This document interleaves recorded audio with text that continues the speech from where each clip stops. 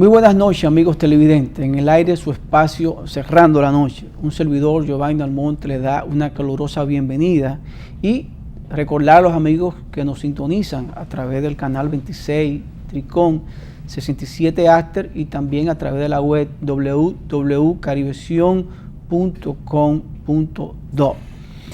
En el día de hoy tenemos varios temas, los cuales vamos a tratar, que sé que son del interés y del agrado del público que siempre nos sigue. Queremos hoy abordar el tema de la basura, un tema que nos acuciante, que nos molesta, que nos preocupa a todos y que por décadas se ha invertido mucho en este tema y los ayuntamientos, las alcaldías, no solo del Distrito Nacional y del Gran Santo Domingo, sino de todo el país, no han podido resolver este problema. Pudiera decirse que pocos municipios y pocas provincias del país lucen un municipio bonito, higiénico, agradable a la vista.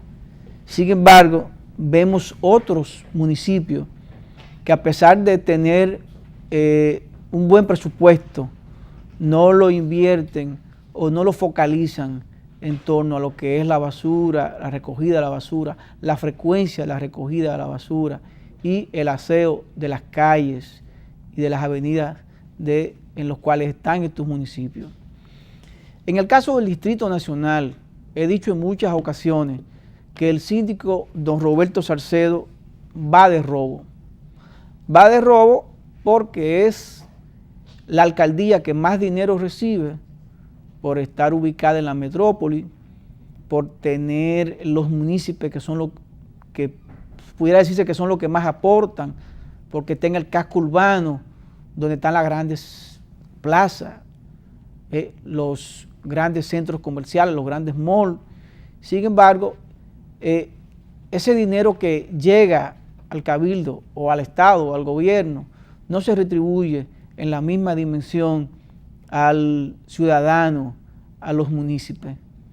Vemos calles como la Lincoln, que lucen bien, la Wilton Churchill, algunos tramos de la John F. Kennedy, algunos tramos del Malecón, Independencia. Sin embargo, vemos otros lugares ya cercanos a los barrios y vemos descuido en lo que es la limpieza y la recogida de la basura.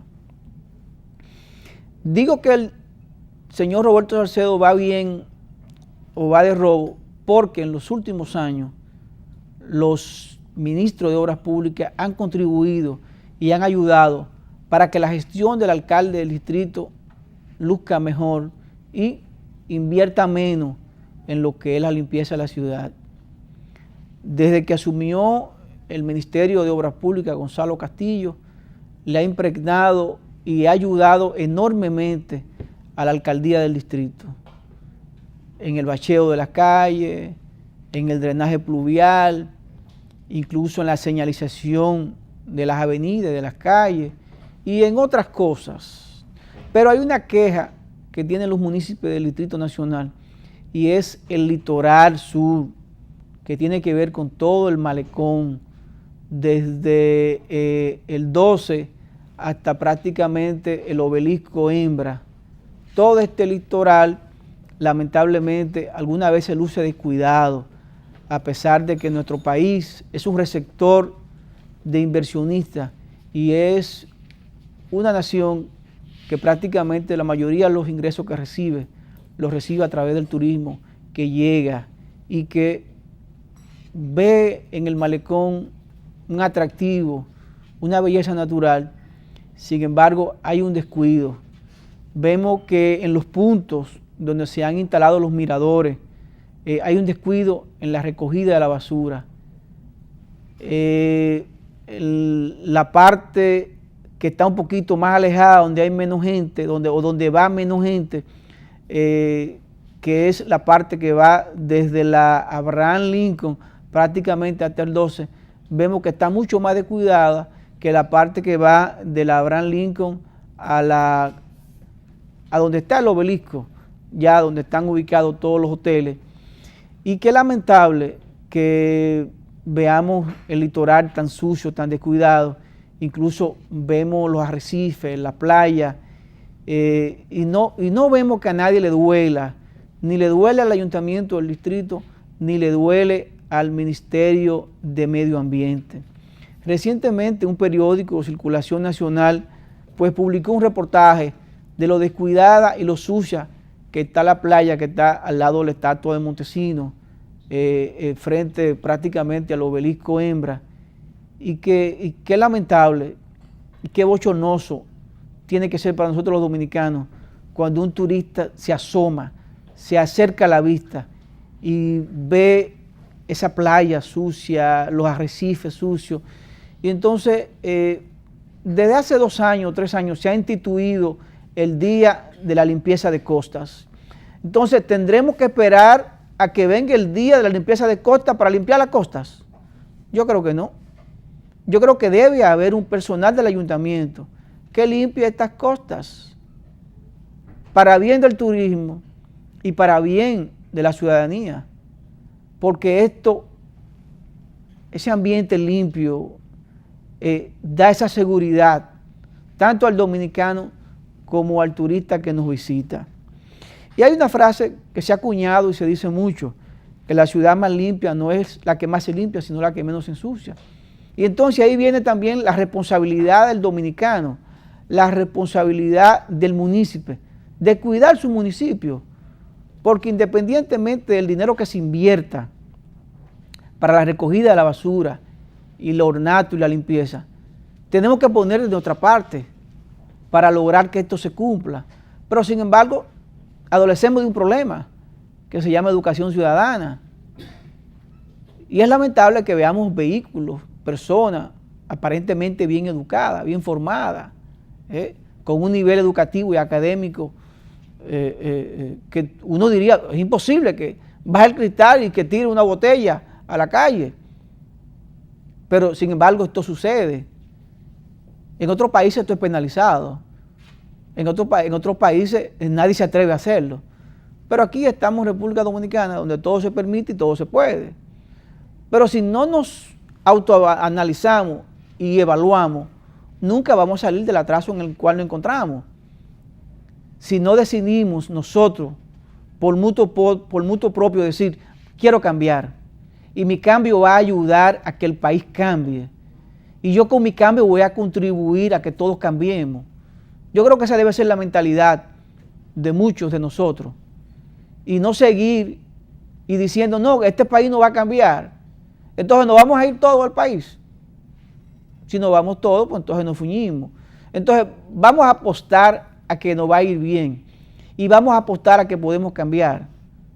Entonces, si hacemos el intento de no tirar nada a la calle, de sacar la basura a la hora que pase el camión, de depositar la basura donde tenemos que depositarla, no en cualquier lugar, y que los ayuntamientos se comprometan a tener una hora, un día, que haya frecuencia en la recogida de la basura.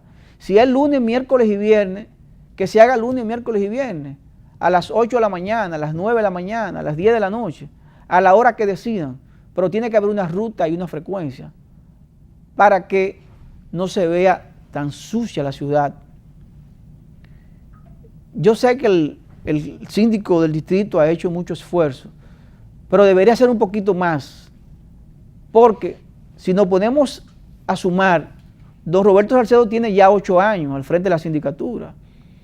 8 más 4 son 12. Son 12 años.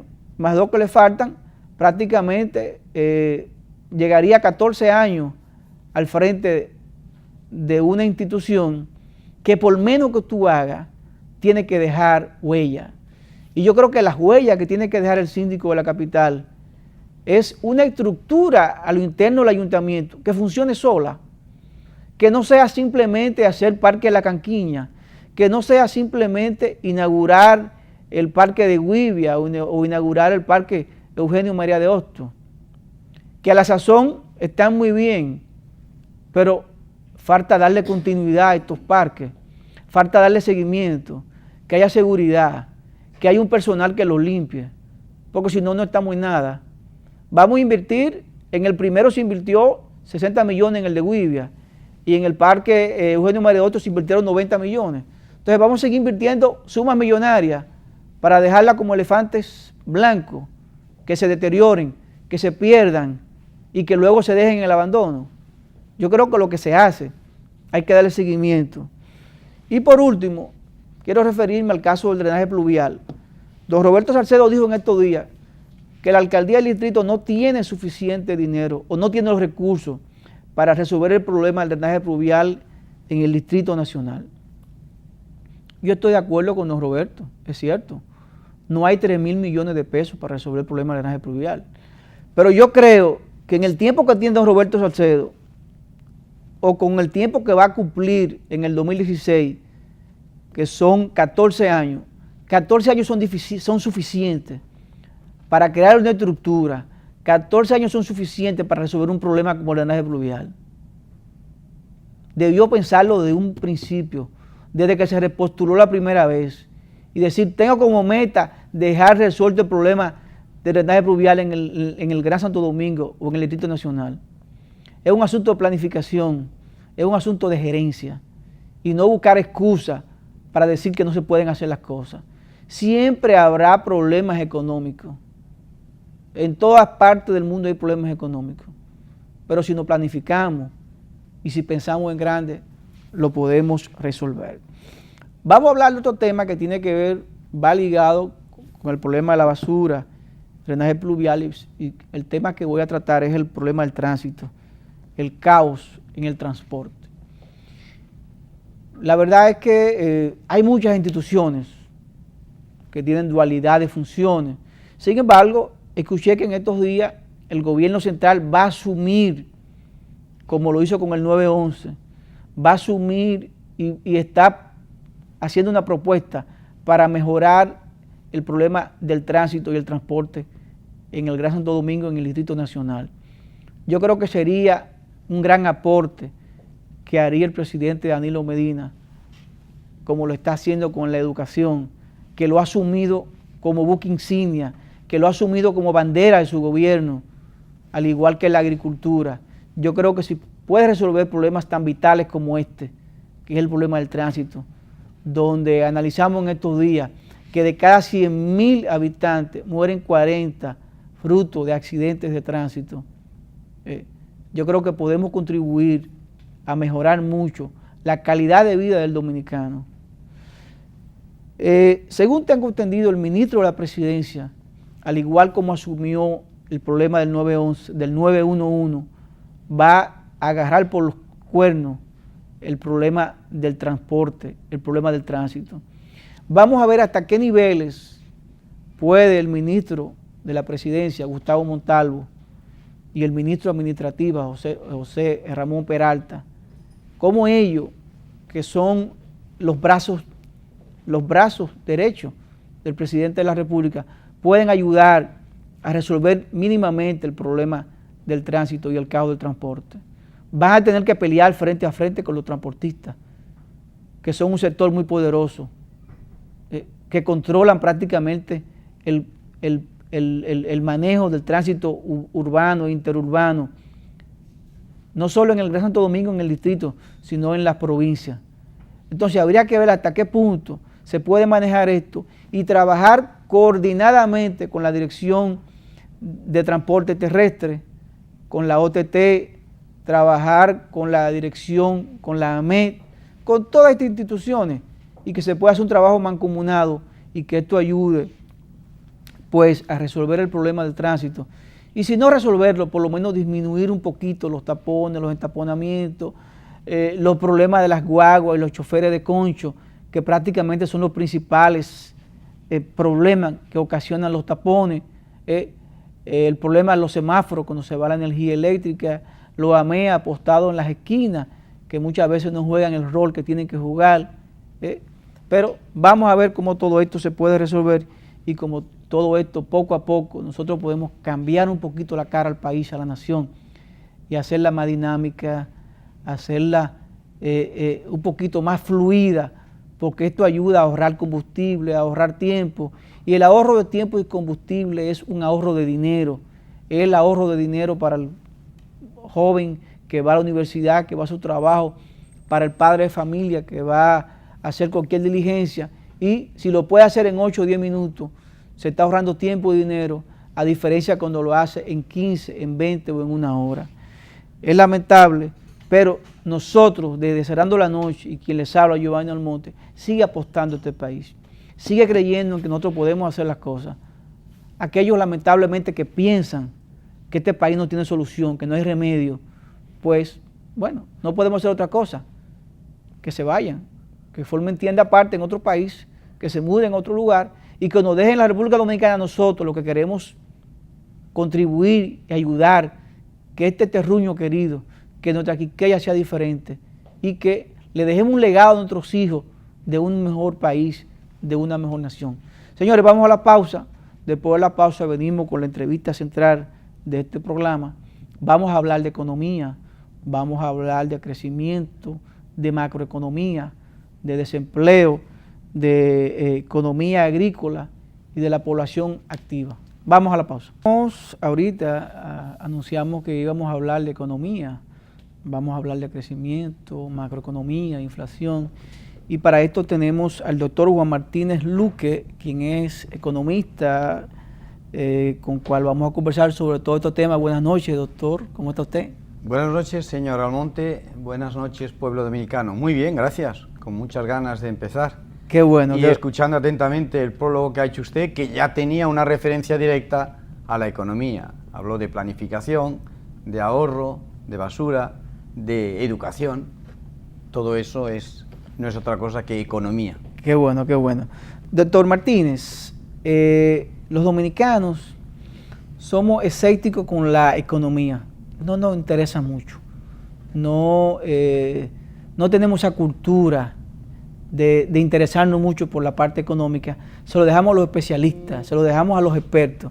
Sin embargo, en los últimos años hemos sentido como que nos engañan las personas que manejan la economía, como que la maquillan, que la adecúan a su antojo, y hemos visto que los sectores que tienen que ver con la economía del Estado, del gobierno, hacen estadísticas, hacen boletines, y muchas veces también los sectores internacionales como el Banco Mundial y organismos internacionales, pues también maquillan muchas veces todos estos datos. A juicio de usted, como un economista independiente, ¿cómo va la economía dominicana? Bueno, vamos a ver. Si hablamos de la economía dominicana, el primer síntoma en el cual tenemos que pensar rápidamente es el crecimiento. Tenga en cuenta que en este país el crecimiento está aproximadamente entre 3 y 5% desde hace ya muchos años. Eso sería evidentemente la envidia de muchísimos países.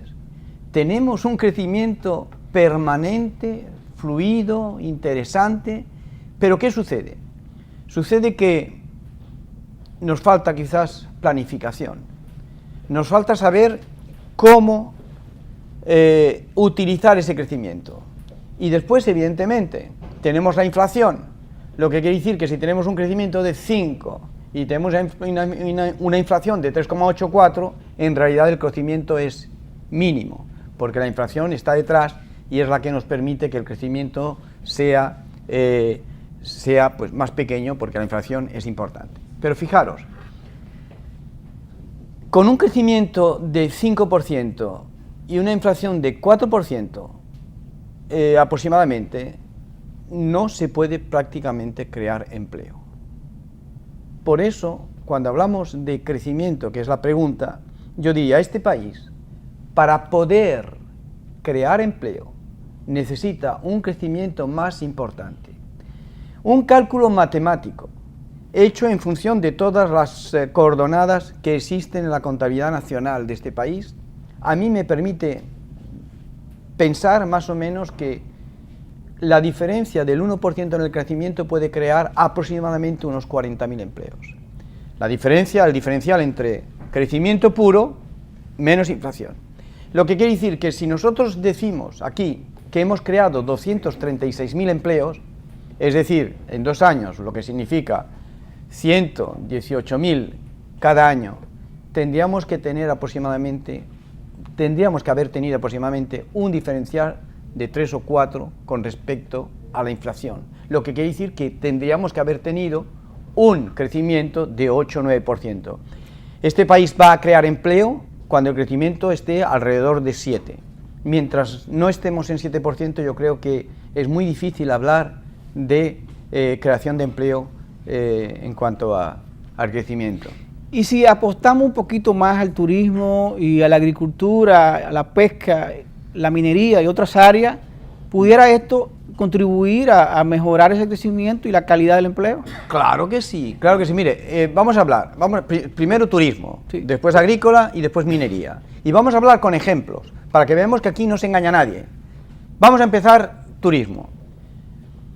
Estamos luchando, bueno, digo estamos luchando porque yo ya me considero dominicano, estamos luchando para obtener 10 millones de turistas anuales, cosa que es posible, porque este país ofrece todo, tiene todo para crear 10 millones de turistas al año. Tenemos playas, tenemos lugares preciosos, tenemos un precio relativamente bajo para los europeos y tenemos un clima que es bendito. O sea que hay que llegar a los 10 millones. Pero no se puede llegar a los 10 millones cuando el turista se encuentra inseguro. ¿Y qué es lo que frena ese desarrollo turístico en este país? La inseguridad. Cuando se mata a un holandés, a un italiano o a un alemán, tengan en cuenta que esta información sale a nivel nacional y es una información muy disminutiva en cuanto al interés de ese país de venir aquí como turista. Lo que quiere decir que esos 10 millones de turistas que el gobierno del presidente Danilo Medina quiere poner en aplicación, se puede poner, pero hay que tener mucho cuidado, hay que trabajar mucho la seguridad. El turista debe poder pasearse tremendamente feliz por la calle Conde, por la parte antigua, pero con una seguridad total, sin miedo, sin tener que coger y estar observando lo que suceda a la derecha y a la izquierda porque le van a robar o porque le pueden incluso matar. Eso es, yo creo que el turismo sería una de las, a mi parecer, sería en estos momentos quizás la actividad que más podría dejar en cuanto a empleo, a creación de empleo, y en cuanto a rentabilidad.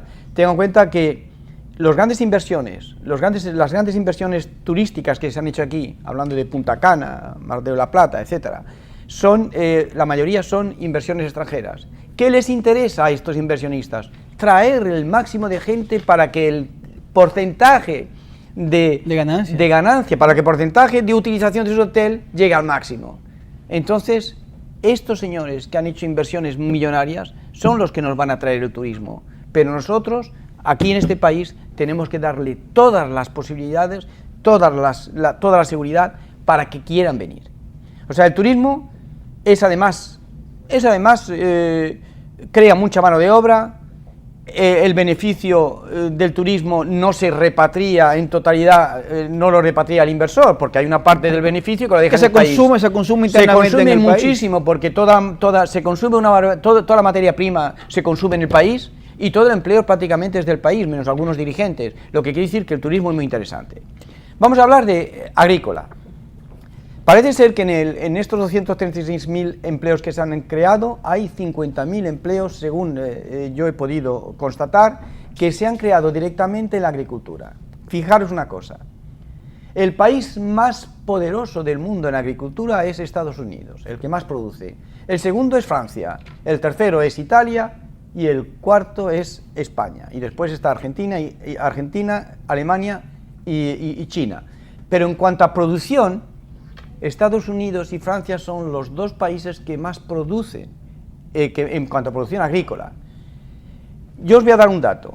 El porcentaje con respecto a la población activa en esos países que trabajan en la agricultura es, en Estados Unidos, 2%, en Francia, 3%, en España, 4%, y en Italia 5%. Y aquí tenemos 15%. Y además creamos más empleos. La agricultura no es la agricultura en estos momentos es una actividad macroeconómica muy importante, pero no hay que crear empleos. Lo que hay que hacer es... Más tecnología. Exactamente, hay que mecanizar. Porque una hectárea, si usted pone 10 personas, no va usted a producir más por eso. Pero si usted la mecaniza, sí. Lo importante no son los empleos que se crean en la agricultura. Lo importante es el crédito que se otorga para que el agricultor pueda mecanizarse. Eso es. Entonces, aquí tenemos 15% de la población activa que vive de la agricultura. Eso es una barbaridad. Es una barbaridad porque, bueno, porque lo que necesitamos es que haya menos porcentaje en la agricultura para dar más porcentaje en servicios, porque vamos a pasar de un lugar que es un lugar con una remuneración muy baja, o sea, con una base de salarios baja a otro escalón superior. Y esto se refleja en la minería. Fijaros, hemos hablado de la minería, que era el tercer punto, me parece. Sí, sí. Este país es un país bendito. Tenemos una minería, y aunque sea lamentable decirlo, tenemos un don, un regalo de Dios, que tenemos que explotar, pero de la manera más inteligente y de la manera más natural del mundo. Tiene que ser una minería sostenible. Lo que no podemos hacer, fijaros, Nueva Zelanda, África del Sur, Australia o incluso Noruega. Noruega, la minería en Noruega, un país que es uno de los que tiene la renta per cápita más importante, vive de la minería y de la extracción de petróleo. La mitad de su PIB corresponde a minería y extracción de petróleo. Sin embargo, cuando allí se hace una excavación minera, se plantan 40.000 árboles alrededor, porque la ecología hay que sostenerla.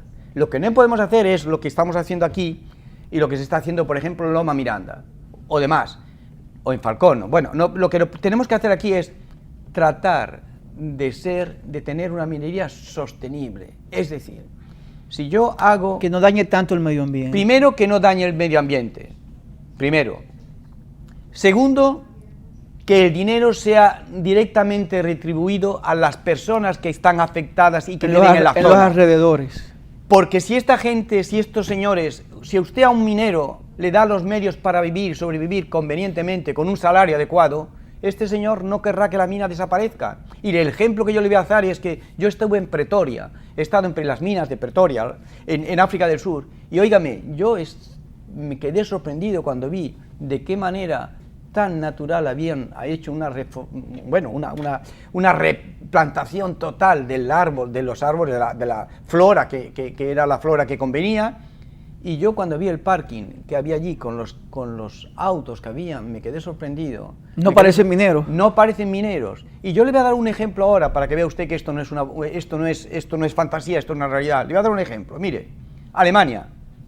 En Alemania hubieron minas, en el Ruhr y en Renalia. Hubieron minas de carbón. Toda esa zona era una zona carbonífera extraordinaria. Hoy no hay mina, ¿verdad? Pues hay 130 empresas y hay 5.000 millones de euros que es producto directo de esas minas. Es decir, 130 empresas con 5.000 millones de facturación es lo que los alemanes venden al exterior, pero no por mina, sino por material destinado a la mina, que venden a China, a Rusia, a Chile, a África del Sur y a Australia. Fijaros, los hijos de los mineros, los padres de los ingenieros actuales, los mineros trabajaban enormemente, tenían una remuneración adecuada en Alemania, pudieron dar estudios a sus hijos, y esos hijos de mineros hoy son ingenieros todos, que están cada día preparando máquinas y nuevas máquinas para poder hacer una explotación minera adecuada y conveniente. Lo que quiere decir que 5.000 millones, o sea, 300.000 millones de pesos, 5.000 millones de euros es lo que factura el sector minero alemán en maquinaria destinada a la exportación en totalidad, porque ellos ya no tienen mina. Eso es lo que debemos hacer aquí, tener una minería sostenible, que el dinero quede en la ciudad, en el pueblo, en la zona, que estos chavales puedan estudiar y que mañana, si no hay más explotación porque ya no tenemos más dinero, por lo menos que sean ingenieros capaz de preparar máquinas para poderlas exportar y extraer en otras minas. Esos tres ejemplos son los que... Según su visión y su estadía aquí en la República Dominicana, y tenemos una población de alrededor de 10 millones de habitantes. De esta población de 10 millones de habitantes, ¿cuál es la población activa que trabaja, que produce, que estudia, que crea riqueza?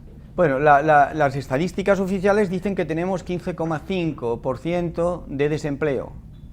15,5% de desempleo. Aunque yo creo que este cálculo es corto, tenemos más desempleo que el 15,5%, porque yo no sé cómo funciona.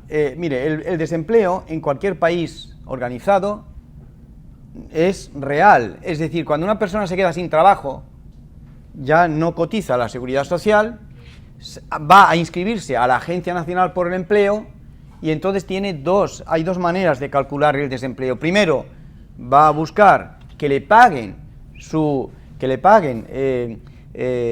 su seguro correspondiente al desempleo porque cotizó durante X tiempo, y después sale directamente de las estadísticas porque ya no está empleado. Lo que quiere decir que cuando se hacen estadísticas en cualquier lugar con orden, en cualquier lugar ordenado y con un sistema eficaz, saben exactamente el número de desempleados que hay. Aquí, ¿cómo lo sabemos? ¿Hay Agencia Nacional por el Desempleo? ¿Se paga una cotización a aquel que pierde el empleo?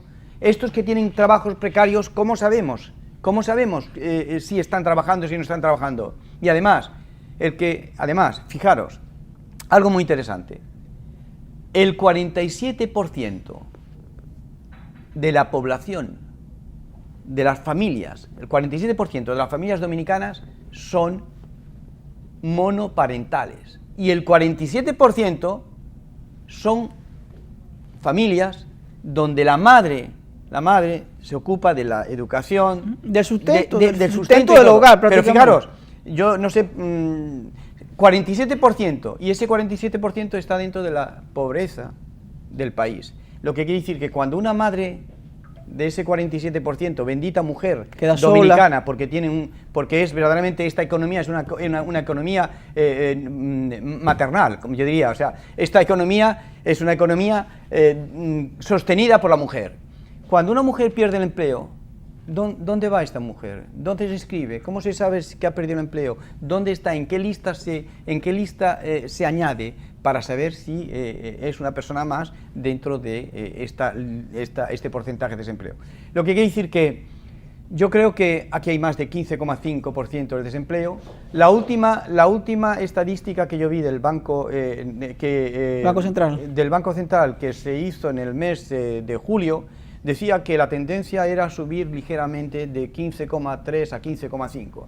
Cuando usted ve que un organismo estatal dice que habrá un poquito más de desempleo, quiere decir que verdaderamente hay más desempleo. ¿Por qué? Se han creado 236.000 empleos en este país. Aquí solamente sabemos los empleos que se crean por semestre, porque las informaciones que tenemos es primer semestre, segundo semestre. Primer semestre y segundo semestre se anulan, porque el primero se creó, me parece que eran 115.000, y el segundo faltó 115.000, o sea, se anulan. En 2 semestres hemos creado 236.000 empleos. Pero, o sea, en 2 semestres. Lo que quiere decir que desde que Danilo llegó, el presidente Danilo, se han creado 236.000 empleos. Mi pregunta es la siguiente. ¿Usted cree que 236.000 empleos son suficientes para disminuir la pobreza, para disminuir el desempleo y al mismo tiempo para absorber los nuevos jóvenes que llegan cada año, que son aproximadamente unos 300.000, que están en la bolsa del trabajo, en la edad productiva, y que no encuentran trabajo porque bueno, algunos se encontrarán probablemente, pero quiere decir que en este país necesitamos cada año mínimo 350.000 empleos para que el desempleo baje o disminuya. Señor Juan Martínez, hablamos en el principio de la entrevista que los dominicanos son un poquito escépticos, no creemos mucho en la economía, tal vez porque no tenemos la cultura, la educación. Me gustaría que luego de la pausa hablemos un poquito de economía personal, economía del hogar, para mejorar esa economía y contribuir en el hogar y que esto ayude pues al crecimiento del país. Porque si logramos resolver un poquito el problema interno de cada hogar, esto contribuye a la economía nacional, que sería la macroeconomía. Vamos a la pausa, luego de la pausa venimos con el segmento final de este su programa Cerrando la Noche.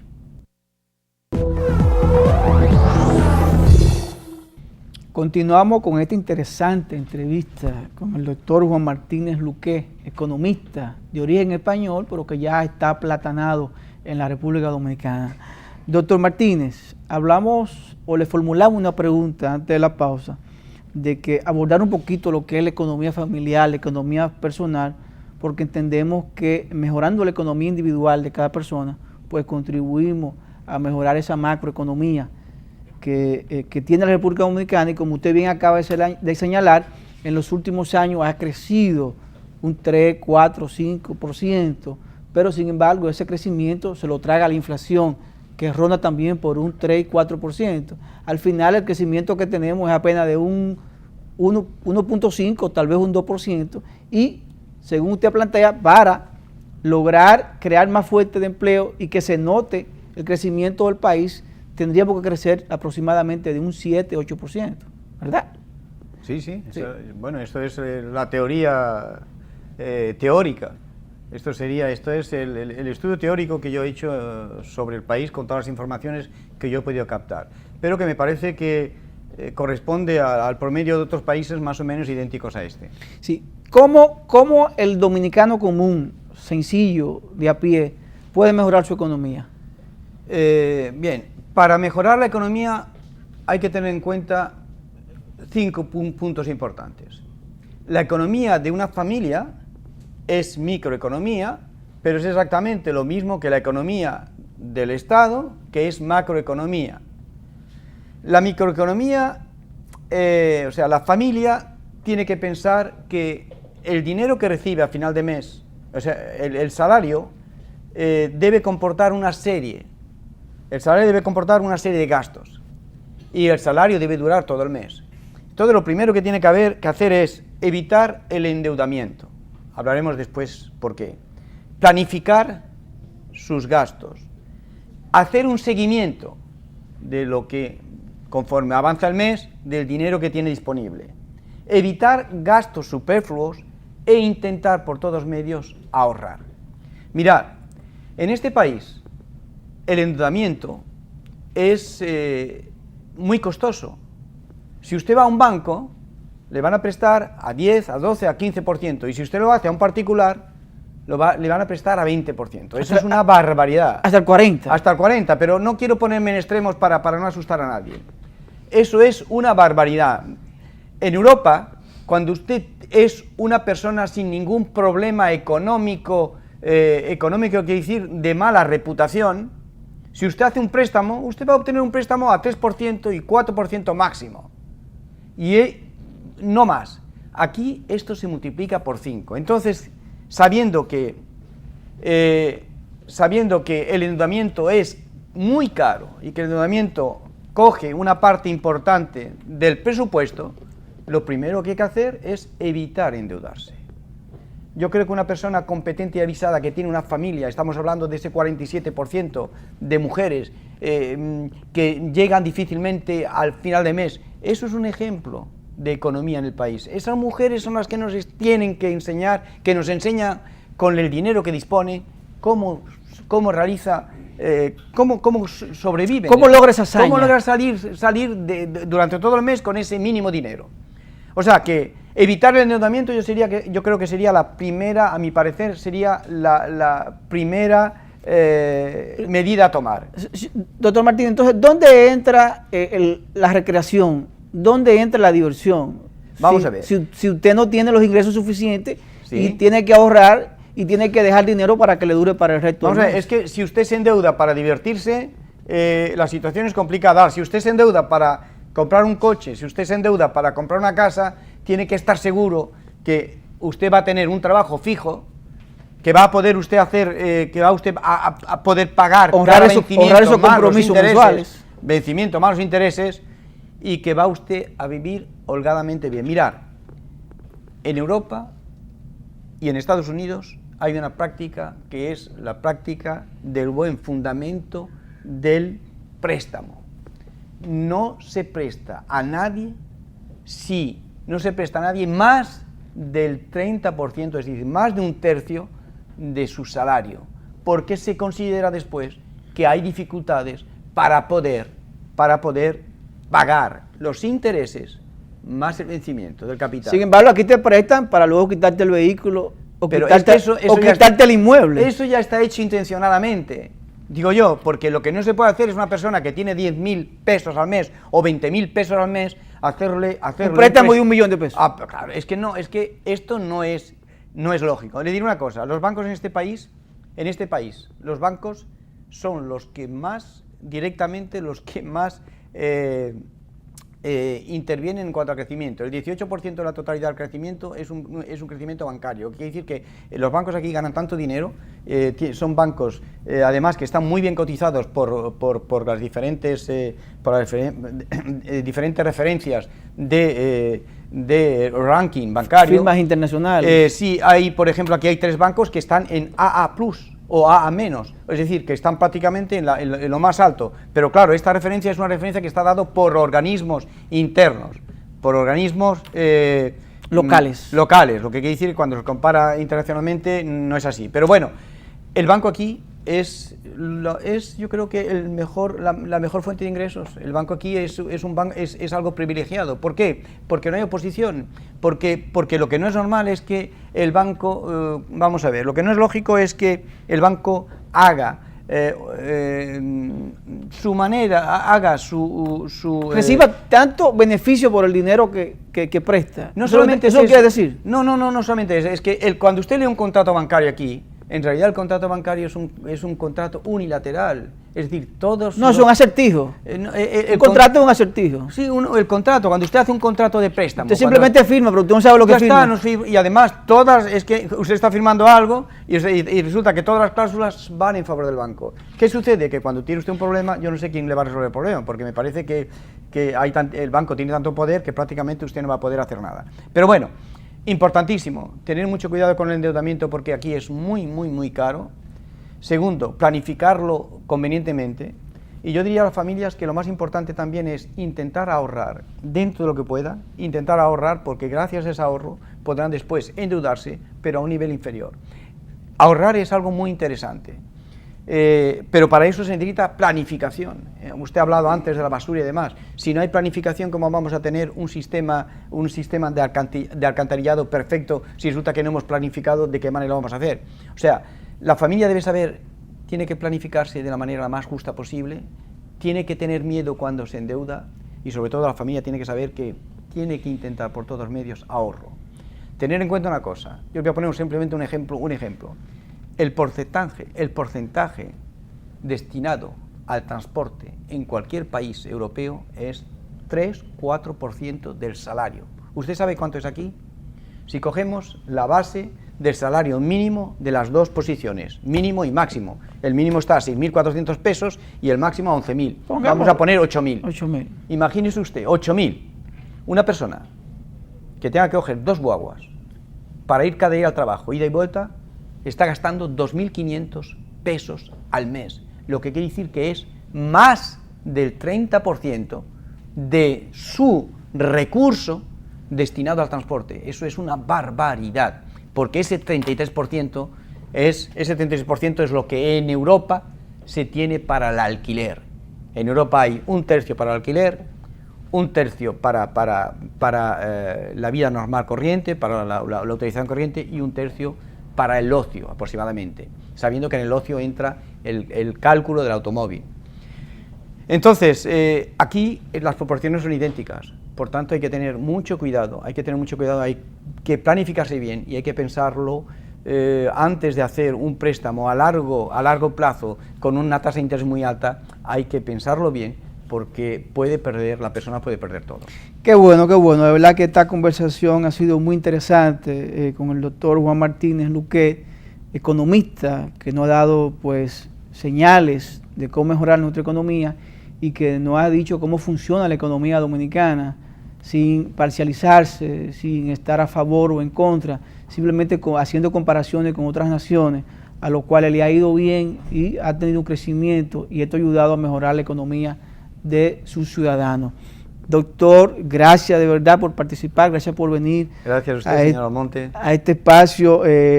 Luego lo invitaremos para seguir hablando un poquito más de economía. Sin ningún problema. Y tocar otros tópicos que no pudimos tocar hoy. A los amigos televidentes, gracias por la sintonía.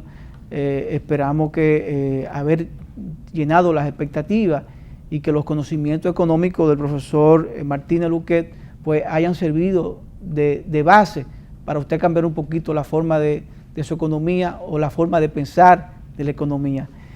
Nada, gracias, nos volveremos a ver en otra entrega más de Cerrando la Noche.